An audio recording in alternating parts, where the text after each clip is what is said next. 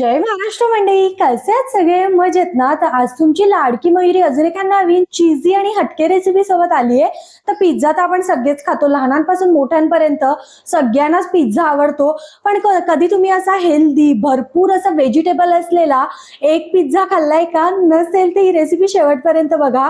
म्हणूनच आज मी तुमच्यासाठी बनवते एग ब्रेड पिझ्झा, जो की बनवायला अगदी सोपा आहे, कमी वेळात कमी साहित्यात होतो, पण खायला खूप जास्त टेस्टी लागतो.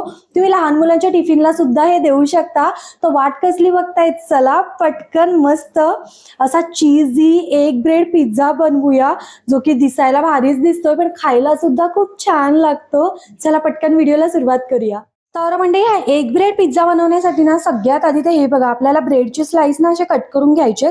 म्हणजे जो चौकोनी ब्रेड असतो ना त्याचे दोन्ही बाजू कट करून असं मधलं घ्यायचंय आणि ते बाजूचं काही वेस्ट नाही जात, ते पण आपण एक मध्ये डीप करून ना खाऊ शकतो, असं काही प्रॉब्लेम नाही. आता हे ब्रेड बाजूला ठेवायचे आणि मी इथे आता ना 3 अंडी फोडून घेणार आहे. हे बनवायला ना मंडळी अगदी सोपं आहे, कमी वेळात कमी साहित्यात होतं, मात्र खायला इतकं छान लागतं ना, त्यातल्या त्यात हेल्दी सुद्धा आहे. मी इथे व्हाईट ब्रेड यूज केलाय. तुम्हाला जर अजून जास्त हेल्दी बनवायचं असेल ना तर तुम्ही व्हीट ब्रेड यूज करू शकता. आता काय करायचं, ह्याच्यामध्ये ना थोडंसं मीठ टाकायचं आपल्याला चवीपुरतं. त्याचसोबत इथे मी ना थोडासा कांदा घेतलेला आहे. तुम्ही फक्त ना अंड्यामध्ये मीठ टाकून जरी वापरलं ना तरी चालेल. पण मी थोडंसं अजून हेल्दी बनवण्यासाठी ना इथे थोडेसे व्हेजिटेबल्स ॲड करतीये. थोडासा कांदा टाकला, त्याचसोबत एकदम बारीक चिरलेला टोमॅटो, एक हिरवी मिरची आणि अगदी थोडीशी कोथिंबीर टाकायची. तुम्हाला जास्त स्पायसी बनवायचं असेल ना तर तुम्ही ह्याच्यामध्ये मिरची पावडर वगैरे सुद्धा ॲड करू शकता. आता हे व्यवस्थित असं फेटून घ्यायचंय आपल्याला. आणि आता आपण ह्याच्यात मीठ टाकलंय ना, तर हे मीठ सगळं डिझॉल्व्ह होईपर्यंत ह्याला 5 मिनिटं बाजूला ठेवून द्यायचं. पिझ्झा तर आपण बरेच खातो, पण हा एग ब्रेड पिझ्झा एकदा बनवून बघा, खूप जास्त टेस्टी लागतो. इव्हन लहान मुलांच्या टिफिनसाठी सुद्धा परफेक्ट आहे. तर आपण हे 5 मिनिटं बाजूला ठेवूया आणि मग रेसिपीला सुरुवात करूया. तर म्हणजे आता काय करायचंय, एक असा पसरट पॅन घ्या, तवा घ्या, काहीही घेऊ शकता तुम्ही. आणि अगदी थोडंसं तेल ऍड करायचंय. तुम्ही बटर पण टाकू शकता. इव्हन बरेच जण तुपाचा सुद्धा वापर करतात. आणि आता इथे गॅसची फ्लेम आपल्याला लोच ठेवायची आहे, नाहीतर ब्रेड पटकन तेलात करपले जातात. आणि हे असं अरेंज करून घ्यायचंय आपल्याला. हे बघा, मस्तच दिसतंय एकदम. थोडंसं असं जवळ-जवळ घेऊया ह्यांना. आणि आता सुद्धा माझा गॅस बारीकच आहे. आता जे आपण अंडं असं मिक्स करून घेतलेलं ना, ते परत एकदा असं मिक्स करायचं व्यवस्थित आणि ह्याच्यावर चारी बाजूने असं पोर करायचंय. कुठेही अशी जागा रिकामी नाही राहिली पाहिजे. म्हणूनच मी म्हटलं असा पसरट पॅन घ्या, जेणेकरून ना आपल्याला हे स्प्रेड करायला इझी जातं. तव्यावर कसं बाहेर आलं की येतं, त्याच्यामुळे ना मी असं ह्याच्यावरच घेतीये. चारी बाजूने स्प्रेड करायचं, नाहीतर तर मग ते अनइव्हन दिसलं की चांगलं नाही वाटत. हे बघा, मस्त असं कुठे राहिलं असेल ना, चमच्याच्या उलटण्याच्या सहाय्याने तुम्ही असं मिक्स करू शकता. आता मीडियम टू लो फ्लेमवर छान ह्याला कुक होऊ द्यायचंय. हा वरचा पार्ट सगळा सुकला की समजायचं आपलं खालून म्हणजे शिजलेलं आहे अंडा आणि ब्रेड. तोपर्यंत ह्याला कुक करून घेऊया 2 ते 3 मिनिटं. आता मंडळी ना चाकूच्या साहाय्याने मी चारही बाजू अशा ना अलगद सोडवून घेतलेल्या आहेत. बघू शकता आपला बाजूचा पोर्शन एकदम असा ना सुकला गेलेला आहे. त्याच्यावरून कळतं की आपला ना खालचा भाग शिजलेला आहे. आता काय करायचं, अगदी अलगद उलटवणं घालायचं, एकदम भस्कन घालायला जाऊ नका. हे बघा, आहा! मस्तच. मला जरा क्रिस्पी आवडतं, त्यामुळे मी क्रिस्पी केलंय. हे करपलेलं अजिबातच नाहीये. आता ना गॅस आत्ता पण आपल्याला बारीकच करायचा आणि बाकीची टॉपिंग करून घेऊया आता. सगळ्यात आधी त्याच्यावर आपल्याला ना पिझ्झा पास्ता सॉस येतो ना, तो सॉस टाकायचा आहे. अगदी चमचाभर ॲड केलाय मी असंच अंदाजे. त्याचसोबत मेयोनीज टाकायला अजिबात विसरू नका. टोमॅटो केचप असेल तर ते सुद्धा तुम्ही ॲड करू शकता, पण मी मेयो आणि पिझ्झा सॉस ॲड केलाय फक्त.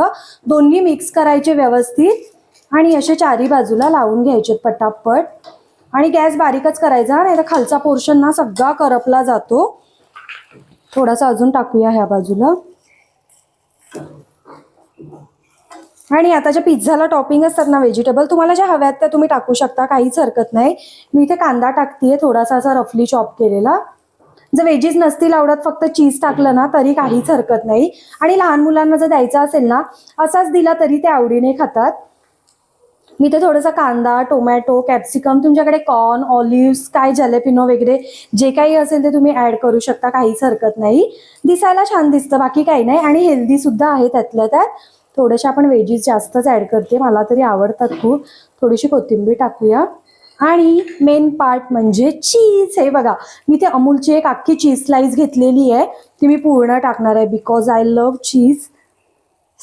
आहा, कसलं भारी दिसतंय राव. चीज आलं ना, मला एवढं आवडतं.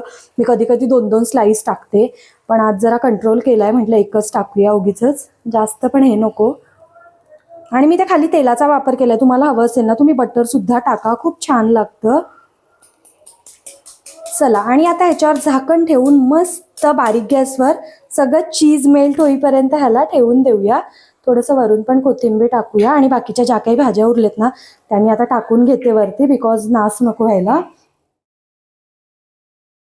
तर मंडळी, मस्त आपलं चीज मेल्ट झालेलं आहे. थांबा, मी तुम्हाला झाकण काढून दाखवते.